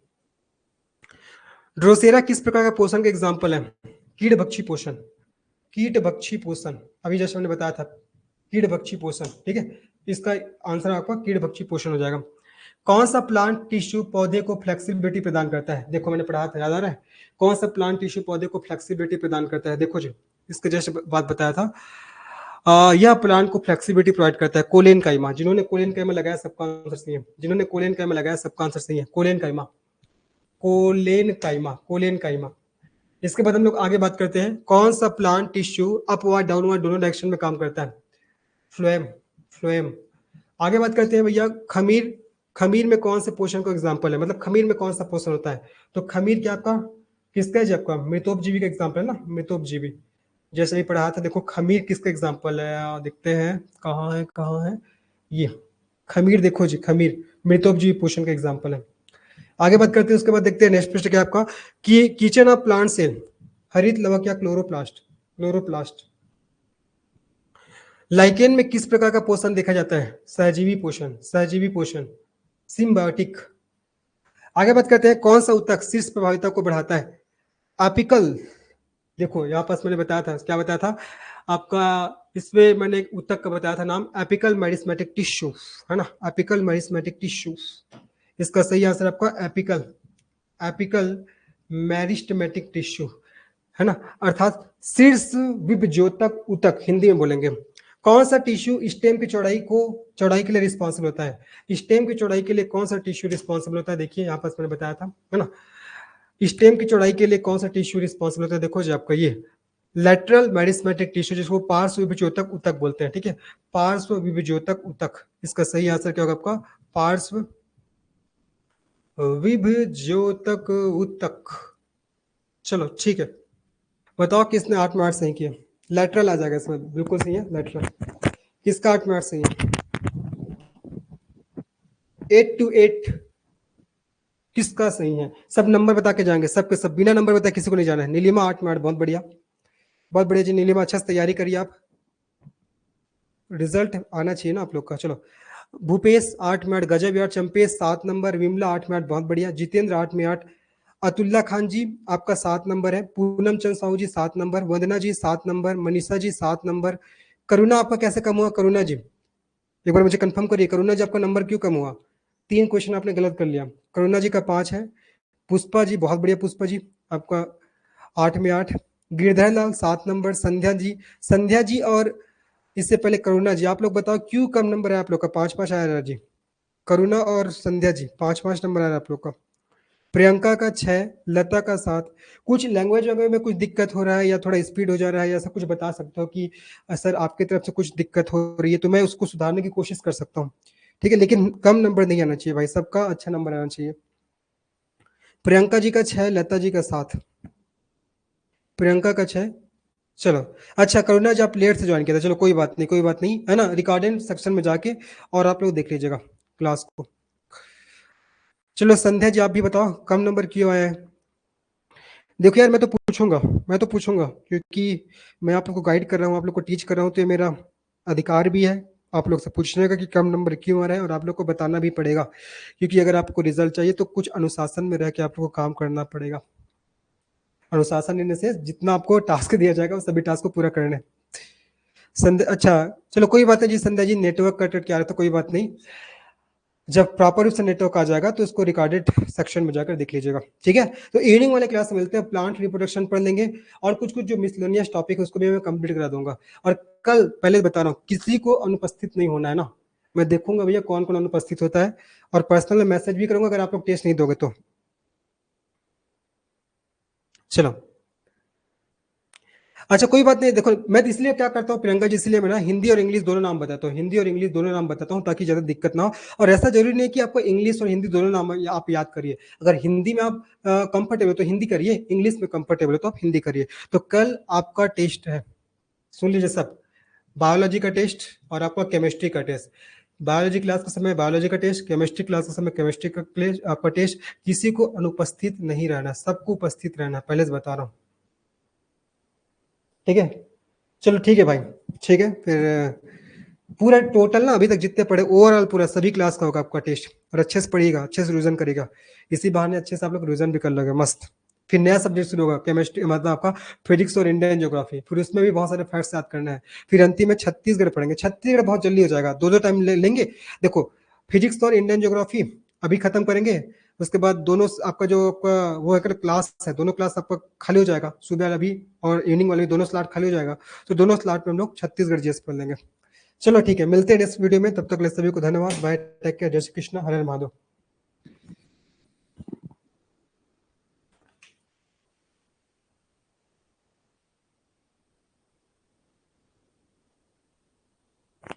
देखो अरे भाई टेस्ट आप लोग को क्लास जैसे ज्वाइन करते हो ना, क्लास ज्वाइन करते हो वैसे ज्वाइन करना है आप लोग को क्लास।